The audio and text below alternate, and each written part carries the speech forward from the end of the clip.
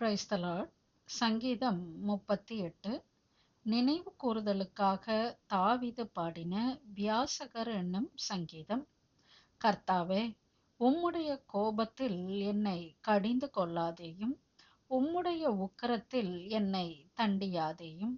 உம்முடைய அம்புகள் எனக்குள்ளே தைத்திருக்கிறது, உமது கை என்னை இருத்துகிறது.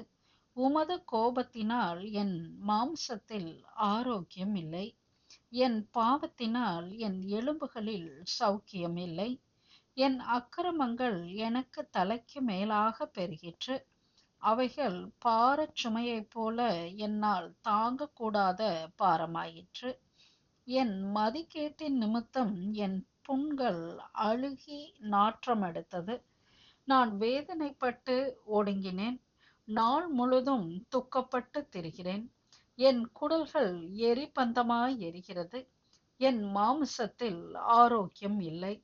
நான் பெலனற்று போய் மிகவும் நொறுக்கப்பட்டேன், என் இருதயத்தின் கொந்தளிப்பினால் கதறுகிறேன்.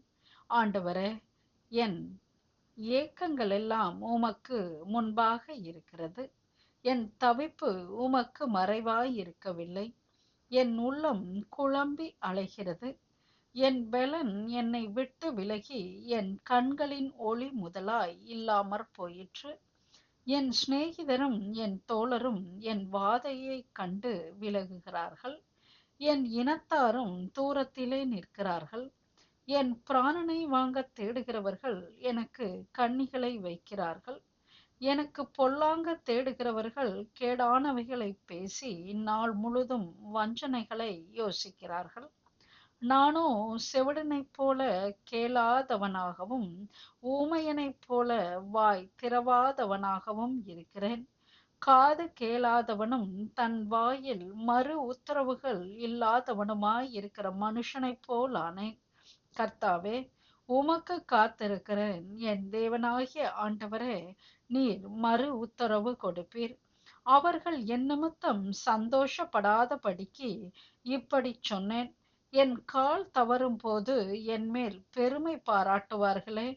நான் தடுமாறி விழ ஏதுவாய் இருக்கிறேன், என் துக்கம் எப்பொழுதும் என் முன்பாக இருக்கிறது. என் அக்கிரமத்தை நான் அறிக்கையிட்டு என் பாவத்தின் நிமித்தம் விசாரப்படுகிறேன். என் சத்துருக்கள் வாழ்ந்து பலத்திருக்கிறார்கள், முகாந்தரம் இல்லாமல் என்னை பகைக்கிறவர்கள் பெருகி இருக்கிறார்கள். ஆமென்.